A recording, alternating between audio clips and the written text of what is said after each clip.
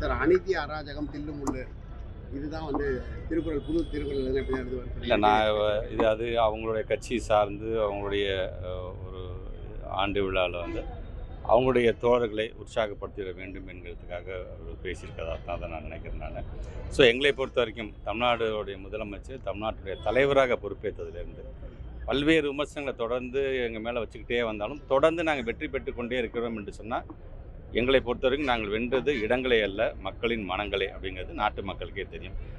மக்களுடைய மனங்களை வெல்வதற்கான என்னென்ன வேலைகளை எங்களால் செய்ய முடியுமோ கண்டிப்பாக அந்த பணியில் எங்களை நாங்கள் முழுமையாக தமிழ்நாட்டுக்கு எதுவும் நிதி ஒதுக்கல. அதான் தமிழ்நாட்டு முதலமைச்சர் தன்னுடைய அறிக்கையிலே சொல்லியிருக்காங்க இல்லையா, ஏமாற்றம் ஏமாற்றம் ஏமாற்றம் என்று சொல்லியிருக்காங்க. ஒட்டுமொத்தமாக இந்தியா முழுவதும் மாநிலத்துக்கு பகிர்ந்து தர வேண்டிய நிதி என்பது 41% 50% மாறிட வேண்டும்.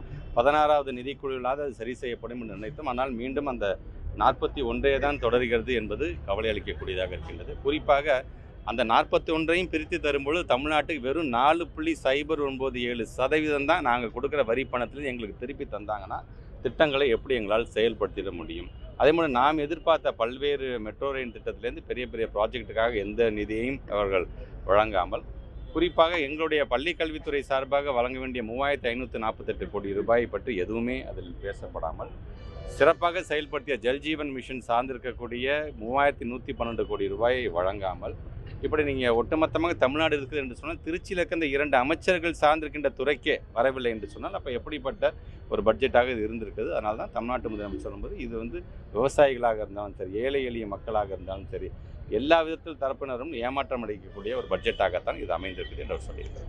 செய்திகளை உடனுக்குடன் தெரிந்து கொள்ள கீழ்கண்ட கேபிள் மற்றும் டிடிஹெச் நெட்வொர்க்குகளில் எம்நாடு செய்தி தொலைக்காட்சியை காணுங்கள்.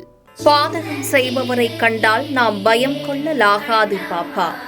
மோதி மிதித்து விடு பாப்பா, அவர் முகத்தில் உமிழ்ந்து விடு பாப்பா. அண்மை செய்திகளை உடனுக்குடன் தெரிந்து கொள்ள இணைந்திருங்கள் எம்நாடு தொலைக்காட்சியுடன்.